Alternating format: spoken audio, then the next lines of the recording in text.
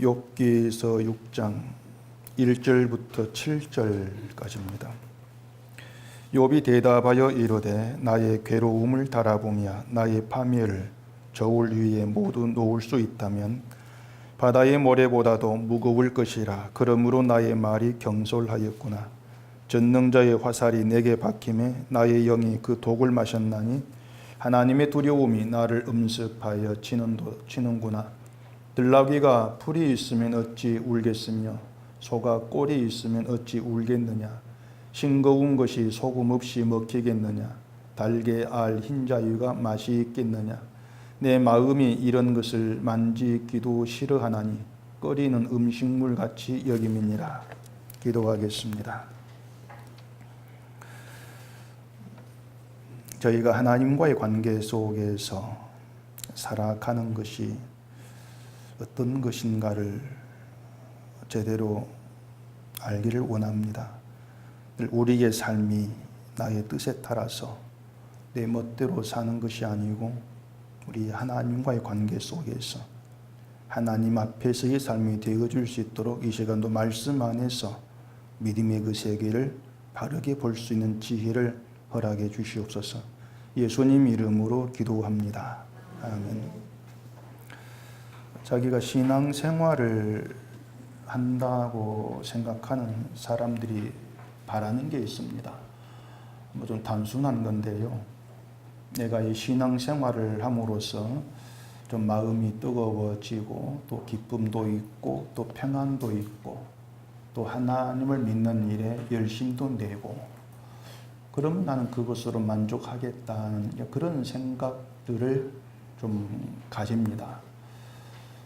그런 생각을 굳이 나쁘다 이렇게는 얘기할 수가 없을 것 같은데 문제가 뭐냐면은 그런 신앙생활이 가능하느냐는 겁니다. 그것부터 우리가 좀 생각을 해야 되죠.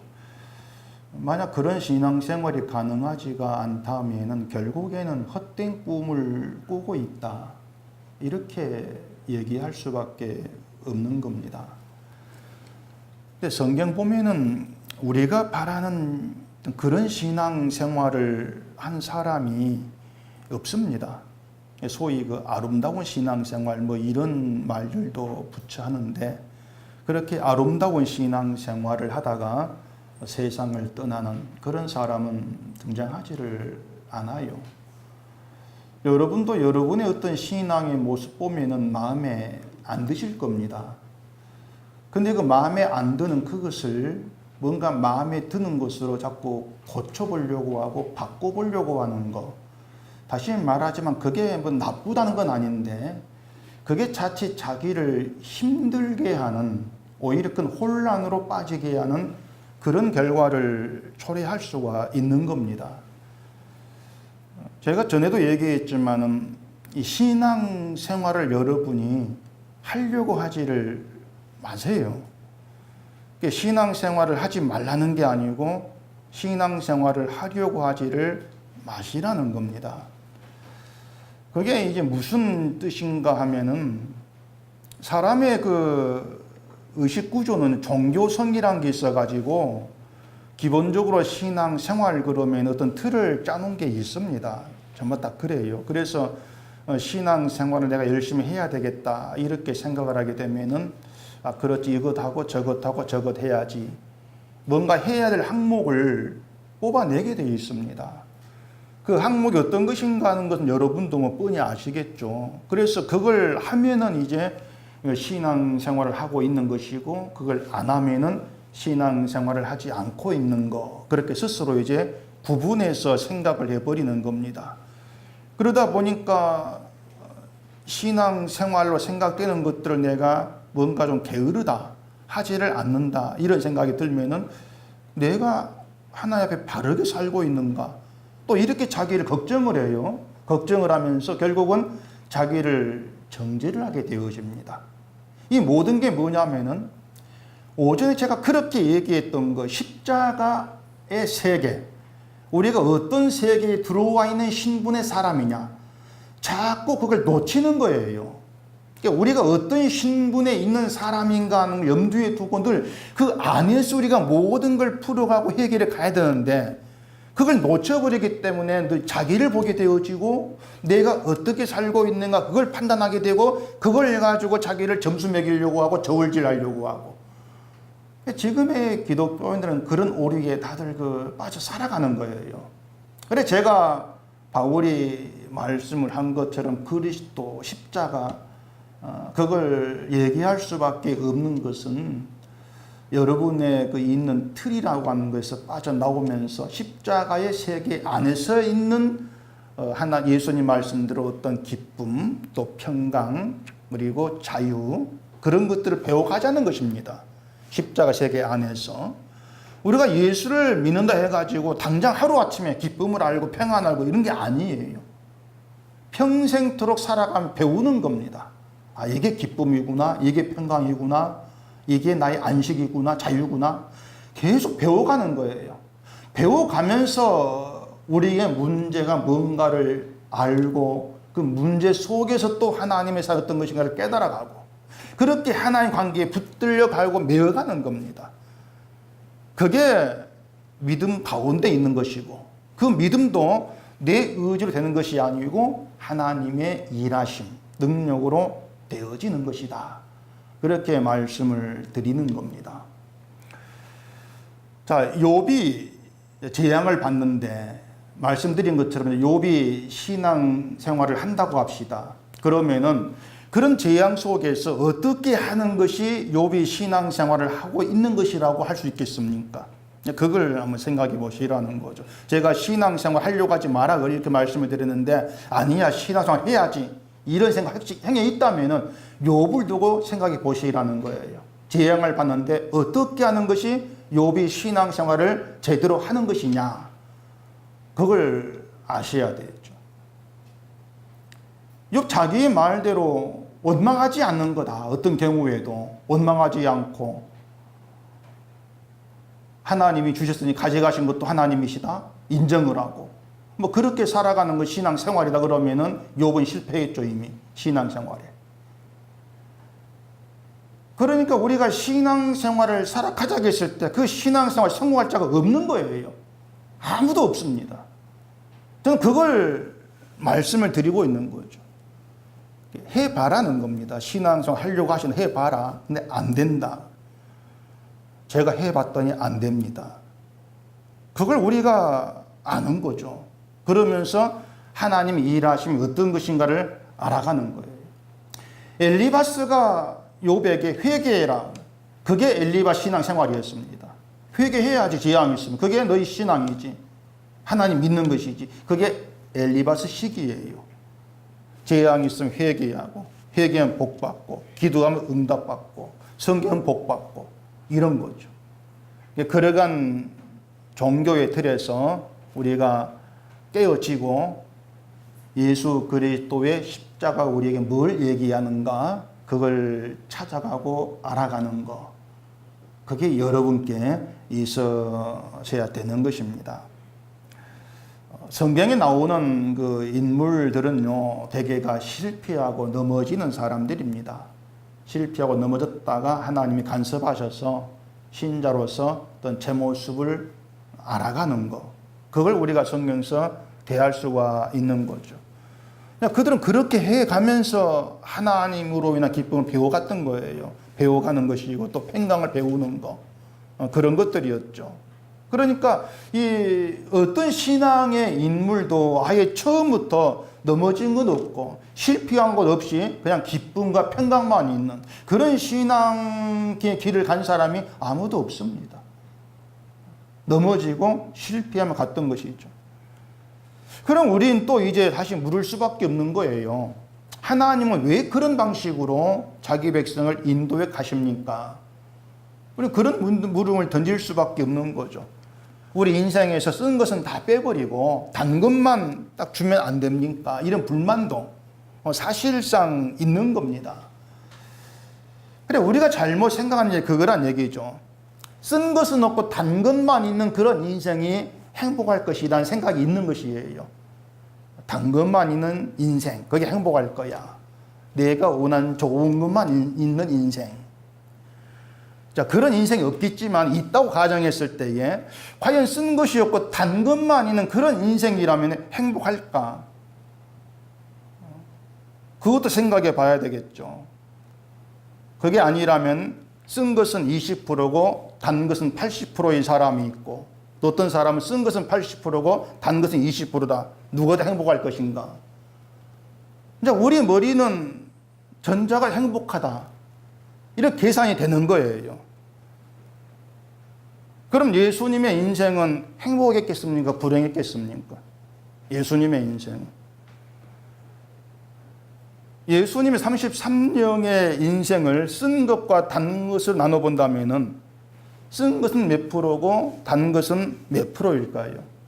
예수님의 인생을 나눠본다면 단 것이 몇 프로겠어요? 지금 제가 단 건 얘기한 거 뭔지 모르는 것이 아니죠? 오전에 제가 성실 교훈 급훈 얘기했던 장 집사님이 가르쳐 줄 때 요즘은 그런 급훈 안 합니다 그러면서 뭐라 했더라? 열공하면은 부인의 얼굴이 바뀐다. 그게 급훈이래요.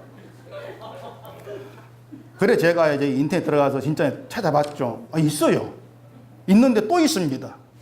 열공하면 남편의 직업이 바뀐다. 이렇게 이제 두 개가 있더라고요. 제가 그래서 알게 된 것이 우리 은석교회 열공한 사람 아무도 없구나. 제가 그걸 알았습니다. 아무도 없더라고요. 우리 열공하면 뭐가 바뀐다. 그 인생에 이제 단 것, 좋은 것, 그걸 이제 기대하는 거잖아요.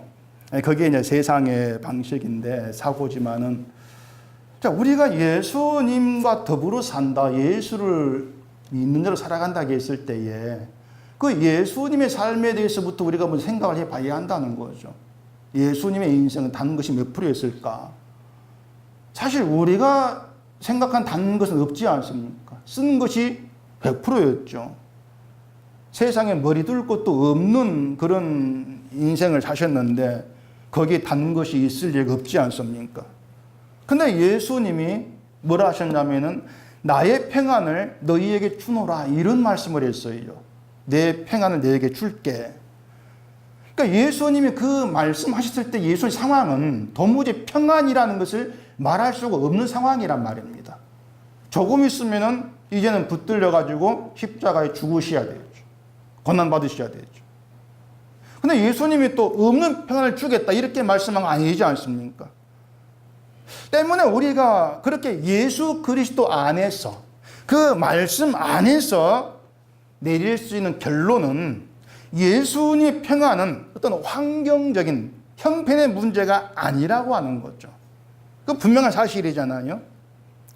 예수님이 평안을 주겠다고 하시고 아버지께로 갔다가 다시 오신다는 말씀하셨습니다. 요한복음 14장에서 말씀인데 그 다시 오신다고 하는 건 재림을 말씀하신 것이 아니고 성령으로 오신다, 그걸 말하는 거예요. 성령으로 올게. 그러니까 뭐냐면 성령으로 오신다는 것이 너희에게 평안이다, 그 말입니다. 평안이다. 이런 말씀들이 이제 쉬운 것 같으면서도 어려워요. 어렵다는 건 뭔가 마음이 와 닿지를 아니한다는 것입니다.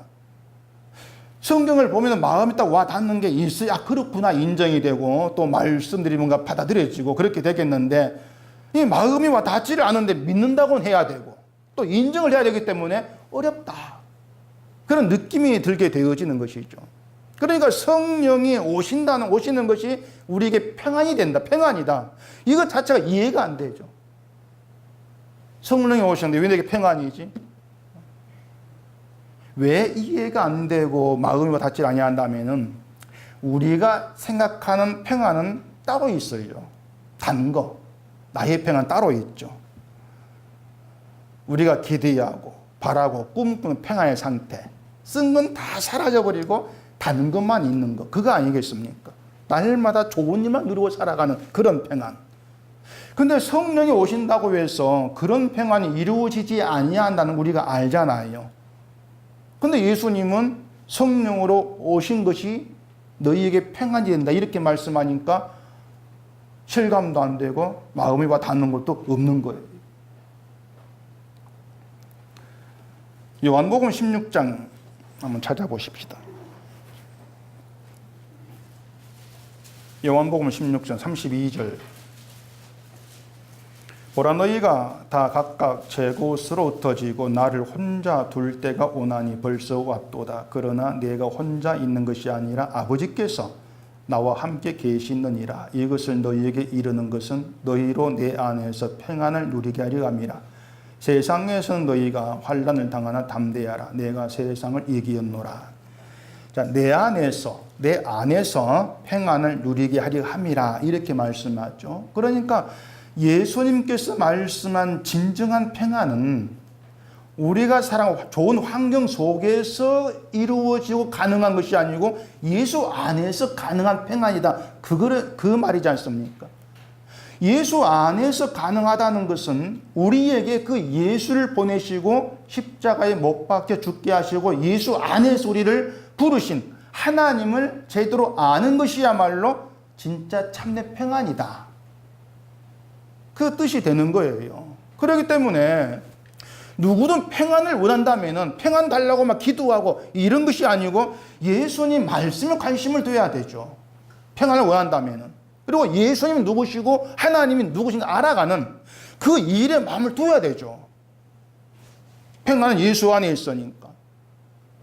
그러니까 하나님을 알지 못하고서 평안이라고 하는 것은 없어요. 있을 수가 없습니다. 설령 하나님을 알지 못한 사람들이 평안을 누린다 이런 건 진짜 평안이 아니죠. 언제든 안개처럼 사라져버리고 대신 불안만 남게 되는 그런 거짓된 평안일 수밖에 없단 말입니다. 자, 그럼 여기에서 하나님을 바르게 하는 것이, 하나님을 아는 것이 어떻게 평안이 됩니까? 이렇게 물었을 때에 하나님을 알지를 못하면은요, 그 사람의 운명은 저주입니다. 그게 가장 중요하죠. 하나님을 알지 못하면 그 사람의 운명은 저주로 끝난다. 자, 그러면 저주 안에 있는 자에게 환경이 좋다는 것이 의미가 있냐고 하는 거예요. 그러니까 이런 문제가 예수 그리스도 밖에서 생각하면은 아주 환경만 좋으면 괜찮아, 이렇게 나올 수밖에 없는 거예요. 근데 예수 안에 생각한다면은 환경 좋은 것, 나는 예수 밖에 있다면은 그럼 나는 무의미하다, 이렇게 반응될 수밖에 없는 거죠. 좋은 환경에서 편히 산다 할지라도 결국 그 사람이 하루하루는 저주란 운명을 짊어지고 가는 것입니다. 그게 말씀 안에 보는 인간의 운명이죠. 그렇게 한번 그려보세요. 열공해가지고 부인이 바뀌었다. 그 어떤 부인이 바뀔지 모르겠는데 연예인으로 바뀌었다.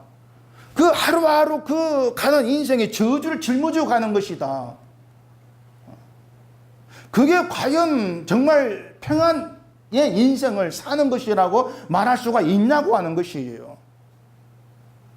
그렇기 때문에 여러분에게 하나님을 바르게 안다는 건 평생토록 중요한 문제로 남아있는 겁니다. 평생을 알아가야 될 그런 문제가 아닐 수가 없어요. 그러니까 십계명에 다른 신을 내게 두지 말라 이렇게 말씀을 했습니다. 그 계명의 의미가 뭔가 하면은요, 하나님을 바르게 알지 못하고서 하나님을 자꾸 섬기는 것은 몽땅 다 다른 신이라는 겁니다. 하나님이 아니라는 것이죠. 자, 욥이 재앙받기 전에 삶은 평안이었습니다. 우리가 생각한 평안, 뭐 하나 부족하다고 할 것이 없는 그런 삶이었죠. 근데 모든 걸 다 잃어버리고 이제 그 몸까지 막 종기가 나가지고 고통을 겪는 그런 재앙의 상태가 됐지 않습니까? 당연히 평안은 사라지고 고통만 남은 삶이에요. 옆에서 볼 때는 저 사람 행복 끝났고 불행 시작이구나, 이렇게 볼 수밖에 없습니다. 그래서 친구들이 찾아와가지고 위로한답시고 말하고 불행에서 벗어날 수 있는 어떤 해결책을 제시하는 게 회개하라, 이런 말이었지 않습니까? 재앙은 하나님이 징계하는 것이고 징계하는 건 죄가 있는 것이니까 그 징계 무시하지 말고 회개해, 그럼 불행이 끝나면 복 주신다. 그게 그들 논리였잖아요. 회개만 하면 예전 평안하신 누린다고 하는 거예요. 그런데 우리가 하나님이 누구신가 하는 것을 생각하게 되어지면은 엘리바스의 논리는 결국 다른 신을 얘기하는 것이다. 그런 결론을 내릴 수밖에 없어요. 자, 재앙이 죄계에 대한 하나님 징계라면은 모든 사람이 욥 같은 재앙을 받아야 됩니다. 모든 사람은 죄 가운데 있잖아요. 그럼 똑같이 재앙을 받아야 되죠. 근데 엘리바스는 자기를 범죄한 자로 안 봐요. 그렇게 안 본다는 얘기죠. 왜냐하면 뭐 자기가 죄라고 할 만한 행동을 하지 않았기 때문일 수가 있고, 중요한 것은 욥처럼 재앙을 받지를 아니한다. 그거였단 말이죠. 근데 자기를 죄 가운데 있는 죄인으로 보지 아니한다는 것이 하나님을 모르는 게 되는 거예요. 하나님 모른다. 또 회개하면 복 주고 징계를 멈춘다. 이것도 하나님이 일하심을 전혀 알지 못한 무지입니다. 회개하면 징계를 멈춘다. 복 주신다면은 결국 인간은 징계받고 회개하고 복받고 다시 또 죄 짓고 징계받고 회개하고 계속 돌고 돌 수밖에 없지 않습니까? 그거 역시도 하나님이 행하신 일은 아닌 거예요. 그러니까 엘리바스는 결국 환경이 좋아지면은 그게 평안이다. 그게 다시 복을 누리는 것이다. 이렇게 생각을 하고 있지만은 그것이 엘리바스가 하나님과의 관계 속에 있지 아니하는 그런 모습이라는 것을 스스로 지금 보여주고 있는 겁니다. 지금 하나님은 욥을요, 다른 평안으로 이끌어 가시기 위해서 일하시는 거예요. 다른 평안으로. 그게 이제 뭐냐면 하나님을 알게 됨으로 인해서 있게 된 평안인 것입니다. 하나님을 바르게 아는 거죠. 그게 욥에게 행하시는 하나님의 일하심이에요. 아직까지 욥은 그런 하나님의 의도를 모르고 있죠. 그래서 엘리바스의 말에 대해서 욥이 이렇게 말합니다. 그 2절 보시면 나의 괴로움을 달아보며 나의 파멸을 저울 위에 모두 놓을 수 있다면 바다의 모래보다도 무거울 것이라. 그러므로 나의 말이 경솔하였구나. 그 엘리바스의 말을 들으면서도 욥은 참 많이 답답했을 겁니다. 욥 자기도 자기 상황에 대해서 뭐라고 참 설명할 수 없지 않습니까? 뭐 아는 게 설명을 하죠. 어쩌면 욥기를 읽는 우리도 답답할 수가 있어요. 왜냐하면 욥기를 아무리 읽어봐도 하나님이 욥에게 재앙을 내리는 이유가 나오지를 않습니다. 그 욥기예요. 네가 이래 재앙 내린다. 그게 없어요. 근데 신기한 게 뭔가 하면 욥이 나중에 답을 찾아요. 하나님이 너의 문제 이런 거야 말씀하지 아니했는데 하나님과의 대화 속에서 하나님을 알아가면서 답을 찾아요. 그래서 회개를 하게 된단 말이죠. 근데 제가 욥기를 보면서 생각한 게 뭐냐면은 그 목사 일이라고 하는 것이 이게 답입니다. 그렇게 해답지를 주는 것이 아니다. 그걸 욥기를 보면 제가 생각을 좀 많이 합니다. 수학 문제를 풀 때에 딱 답을 아는 게 중요한 것이 아니고 이거 어떻게 해서 이 답이 나오는가 그 과정을 아는 게 중요하지 않습니까? 그 기독교 방송 간혹 들어오면 목사에게 상담하는 것을 좀 듣는데 그 목사가 자꾸 상담한 사람이 답을 제시하려고 하는 것을 많이 느낍니다. 가령 예수를 믿는데 왜 기쁨이고 평안이 없습니까? 이렇게 물어보면은 뭐 열심히 성경 기도하십니다. 이런 식으로 이제 답을 막 주려고 하는 것이죠. 지금 엘리바스도 욥에게 답을 주려고 하는 거예요. 또 답은 회개야. 근데 그게 답이 아니라는 것이죠. 욥기서의 마지막 가서 욥의 자기 문제가 해결되었습니까? 안 되었습니까? 욥의 자기 문제가 어떻게 됐어요? 해결이 욥기 안 읽어봤죠? 그때 아직 안 읽어봤죠? 해결되었잖아요. 근데 해결된 것이 얘기한 대로 하나님이 이게 너의 문제다 고쳐라 이런 방식으로 답을 주셔가지고 고쳐가지고 해결된 그것이 아니었어요. 그냥 하나님 욥을 만나셨고 세상 이치에 대해서 말씀한 과정 속에서 욥이 자기 문제를 깨닫게 되어진 거예요. 그래서 우리에게 필요한 것도 뭔가 하면은요, 지금 나에게 문제가 뭔가 있다고 생각을 하게 되면은 뭔가 빨리 답을 찾아가지고 문제를 해결하고 싶다. 그렇게 하지를 마시라는 겁니다. 신앙의 문제든 삶의 문제든 그렇게 딱딱 문제 있으면 당장 해결되고 그렇게 되어지는 것이 없다고 생각이 돼요. 뭔가 문제가 있다고 생각이 되면 말씀을 통해서 하나님이 누구시고 어떻게 일하시는가 알아가면서 배워가고 그렇게 배우고 알아가다 보면은 그렇구나 하면 생각이 멈춰질 때가 있습니다. 그래서 중요한 게 뭐냐면은 늘 말씀을 좀 보시라는 겁니다. 늘 말씀 보시면서 하나님에 대한 이야기를 듣는 거예요. 이게 하나님이시구나. 이게 예수 그리스도가 이게 하는 일이구나. 계속 듣는 겁니다. 지금은 내가 뭐 별 문제 없으니까 뭐 교회 다니는 거 충분해. 이리 생각하는 건 오산이죠. 그것은 잘못된 거죠. 사는 게 평안하니까 문제가 없다. 그게 문제가 있는 거예요. 실상은. 그래 여러분이 욥기서를 좀 설교한 동안에 계속 읽었으면 제가 좋겠습니다. 한 번 읽고 난 읽었어 끝이란 것이 아니고 계속해서 몇 번이고 좀 생각하면서 읽어보셨으면 좋겠어요. 왜냐하면 욥기 안에 우리의 어떤 삶에 대한 문제를 어떻게 바라볼 것인가 이게 다 그 욥기에 들어 있습니다. 계속 읽으세요. 숙제입니다. 대답 안 하신 분들은 안 읽겠다. 그것이고. 자, 욥은 엘리바스의 말에 대해서 반박할 명분이 지금 없습니다. 그 당시 유대인이 이해하는 신앙에서 보면은 욥이 겪고 있는 상황은 분명히 저주예요, 지금. 근데 욥은 자기가 저주받고 있다는 걸 인정하지를 않고 있죠. 못하는 거죠. 이걸 이제 어떻게 표현하냐면 자기 괴로움을 바라보고 파멸을 저울 위에 모두 놓을 수 있다면은 바다의 모래보다 무거울 것이다. 이런 말로 자기 심정을 지금 얘기를 하는 겁니다. 그리고 뒤에 나의 말이 경솔하였다 이렇게 나오죠.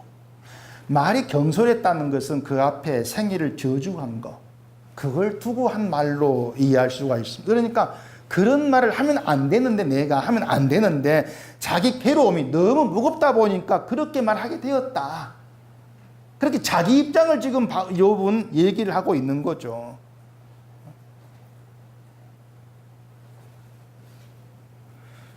그러니까 욥이 그 힘든 게 뭐냐면은 자기 괴로움은 그렇게 무거운데 그 괴로움을 자기가 당해야 될 이유를 모른다는 거예요.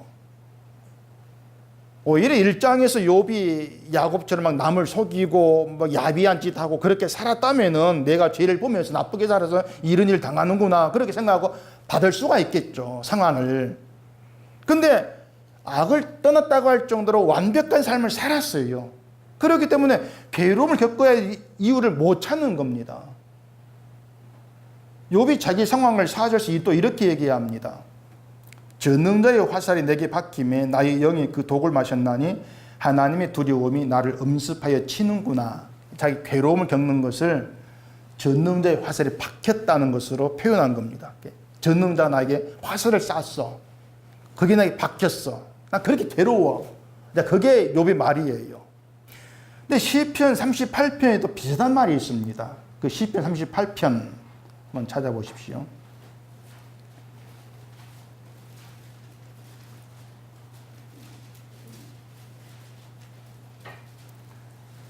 그 38편 1절 보십시다. 여호와여 주의 노하심으로 나를 책망하지 마시고 주의 분노하심으로 나를 징계하지 마소서. 주의 화살이 나를 찌르고 주의 손이 나를 심히 누르시나이다. 주의 진노로 말미암아 내 살에 성한 곳이 없사오며 나의 죄로 말미암아 내 뼈에 평안함이 없나이다. 또 뒤에 그 7절에 보면은 내 허리에 열기가 가득하고 내 살에 성한 곳이 없나이다. 또 뒤에 11절에 보면은 내가 사랑하는 자와 내 친구들이 내 상처를 멀리하고 내 친척들도 멀리 섰나이다. 욥이 만약에 이 시편을 봤다면 어떻게 생각할까요? 지금 이 시편 38편 저자가 어떤 일 겪었는지 알 수 없습니다. 근데 보면은 사랑하는 자, 친구, 친척들도 다 자기를 멀리하고 떠났다 이렇게 얘기를 하죠. 이걸 보면은 이 저자가 무슨 병에 걸린 것이 아닌가 이제 그렇게 생각이 돼요. 그 병은 옆 사람이 떠날 정도면은 문둥병으로도 짐작해 볼 수가 있죠. 결국 이 시편 저자도 엄청난 괴로움, 저주와 같은 그런 상황에 빠져 있는 겁니다. 상황을 보면 욥과 뭐 그렇게 비슷하다고 할 수가 있죠. 엄청난 괴로움이니까. 근데 여기서 시편 저자와 욥의 다른 점이 있어요. 이 시편 저자 주위에 화살이 날 쏘았다 합니다. 욥도 화살이 날 쏘았다 이렇게 얘기합니다. 근데 그 말을 하는 의미가 달라요. 시편 저자는 자기의 괴로움을요, 하나님이 행하시는 일, 그 관점에서 보고 있는 겁니다. 하나님이 내게 행하신 거야. 그리고 하나님이 나에게 그렇게 행하시는 것은 뭐 때문에 고백합니까? 자기의 죄 때문이다. 이렇게 고백을 하고 있습니다. 그러면서 간절히 하는 기도를 하죠. 근데 우리가 죄를 알고 죄로 인해서 징계를 받는다. 이 사람이 그렇게 생각했다면은 군마로 징계를 받아야만이 그게 신앙이지 않느냐 이런 생각이 들 겁니다. 근데 시편 저자는 죄를 인정하면서도 뭔가 징계를 거부하는 것 같은 그런 말을 해요. 나를 책망하지 말아달라. 나를 징계하지 말아달라. 이렇게 얘기하죠. 그게 과연 죄를 아는 사람으로 마땅한 반응이냐고 하는 겁니다. 죄를 알았으면 나를 심판 유지 이렇게 나오는 게 마땅한데 왜 책망하지 말아달라고 하냐고 하는 것이죠. 이 저자는요, 단순히 징계, 책망을 받기 싫다 그 뜻을 하는 말이 아니에요.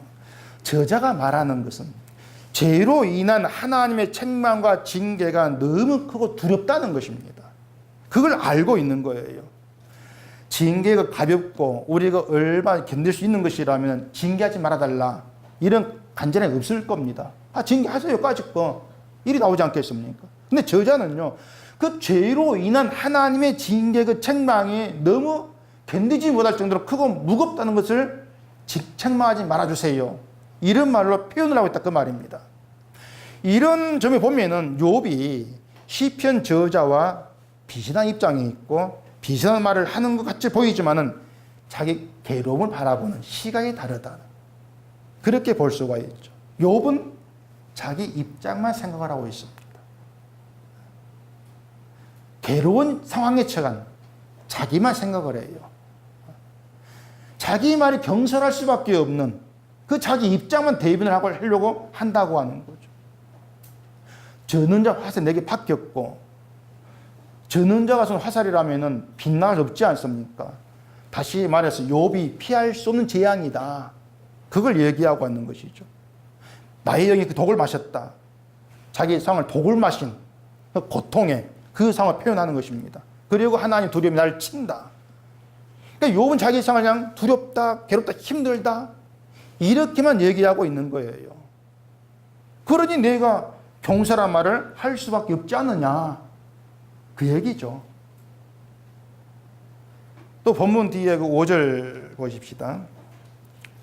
들나귀가 풀이 있으면 어찌 울겠으며 소가 꼴이 있으면 어찌 울겠느냐. 싱거운 것이 소금 없이 먹히겠느냐. 달게 알 흰자위가 맛이 있겠느냐. 이것도 욥이 자기가 말을 경솔하게 한 이유가 있다.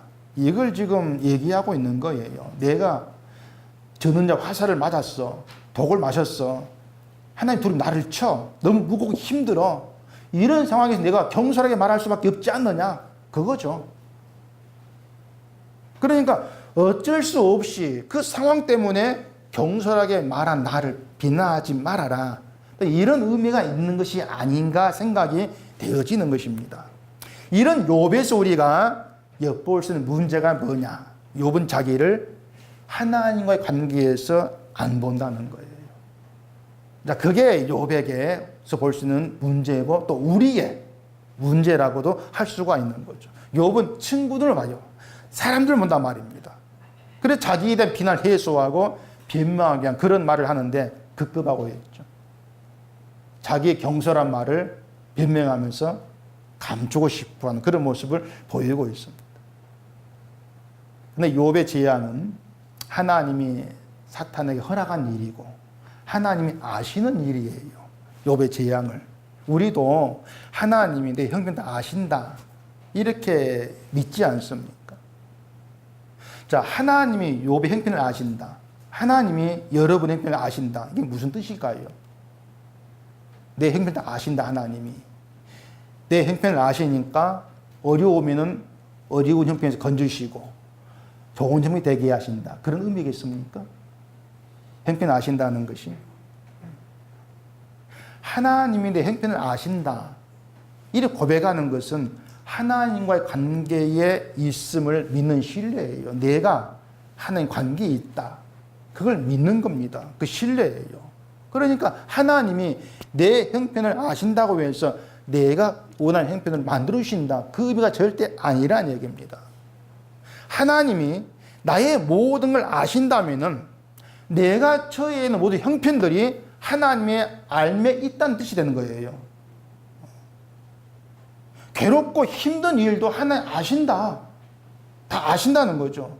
그게 뭐냐면은 괴롭고 힘든 그 일들 속에도 하나님 내게 하시고 하신 하나님의 일이 있다는 겁니다. 그게 뭐냐? 당장 딱 알아채는 게 아니란 얘기죠. 아까 얘기한 대로 말씀을 듣고 배워가면서 알게 되어지는 거예요. 아, 내가 이렇게 하는 관계 속에 들어있는 것이구나. 깨달아가는 것이에요. 자, 욥의 경우도 자기가 당하는 재앙을 하나님이 알고 계신다는 거, 이걸 알았다면 어땠을까? 이런 생각을 해볼 수가 있습니다. 내가 겪는 재앙을 하나님이 다 알고 계신다. 그런데 재앙이 계속되고 있다면 그 재앙을 가지고 내게 하나님이 하시려는 일이 있다. 그게 하나님을 신뢰하는 겁니다. 하나님이 아는데 왜 재앙을 이렇게 줍니까? 이게 아니라는 얘기죠. 아심에도 불구하고 그냥 계속돼. 그러면 하나님이 그 재앙으로 내게 하시는 일이 있지. 그게 신뢰죠. 이 신뢰가 바탕이 된 것이 신앙이라 그 말입니다. 그래서 신앙생활은 하나님을 신뢰한 자로 살아가는 겁니다. 그게 신앙생활이에요. 특별히 뭔가 하는 것, 그게 아니란 얘기죠. 하나님의 관계 속에 있으면 아는 것. 그게 신앙이에요. 그렇게 세상에서 힘들고 어려운 일들은요, 그 일들이 사라지는 것으로 해결된 것이 아니고 내가 하나님 관계에 있다는 걸 아는 것으로 해결되는 겁니다. 전능자의 화살이 내게 박혔다. 하나님이 나를 죽이려고 화살을 쐈겠습니까? 그러겠어요, 하나님이? 자, 하나님 여러분께 화살을 쐈습니다. 화살이 박혔어요. 그 뜻이 뭘까요? 널 죽이려고. 그러겠습니까? 하나님은 네가 죄를 범해서 죽여버리겠다. 이런 의도로 화살을 쏘고 그런 분이 아니란 얘기죠. 시편 86편 15절 보시면 이렇게 얘기합니다. 그러나 주여 주는 긍휼히 여기시며 은혜를 베푸시며 노하기를 더디하시며 인자와 진실이 풍성하신 하나님이시오니 그게 우리가 믿는 하나님이에요. 긍휼히 여기신다. 은혜를 베푸시고 노하기를 더디하시고 인자와 진실이 풍성하신 분이다. 또 히브리서 8장 12절 보시면은 내가 그들의 불의를 긍휼히 여기고 그들의 죄를 다시 기억하지 아니하려 하셨느니라. 하나님은 우리의 불의를 긍휼히 여깁니다. 때문에 우리는 죄인으로서 하나님 앞에 담대히 나올 수가 있는 거예요.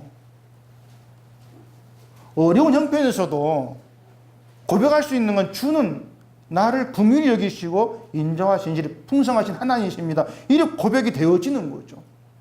그게 하나님을 신뢰하는 거예요. 하나님은 내 모든 형편을 아시고 사정을 아시고 불의한 나를 긍휼히 여기시고 인자와 진실이 풍성하신 분이야. 이걸 믿기 때문에 어떤 재앙에서도 어떤 처지에서도 하나님은 나를 유익한 길로 이끌어 가신다. 이걸 믿는 거죠. 그게 신뢰 아니겠습니까? 그렇게 신자는요, 늘 주 앞에 내가 살아가고 있다. 주 앞에서 살아간다. 이걸 잊지를 말아야 하는 겁니다. 그게 신앙이 중요한 거예요. 하나님과 관계에 있는 것. 이 관계가 무너져 버리면은 욥이나 그의 친구들 같은 생각으로 기울어져 버립니다. 하나님 관계에서 생각하지 않기 때문에 재앙은 죄야. 죄 때문이니까 회개해. 이런 말이 나와지는 것이고, 하나님이 나를 쳐서 난 경솔한 말을 했어. 나의 변명이 나와줄 수밖에 없다는 얘기죠. 우리가요, 무슨 일이 있건 별탈 없이 살건 동일한 것은 주 앞에 살고 있습니다. 우리는. 그게 우리 입장입니다.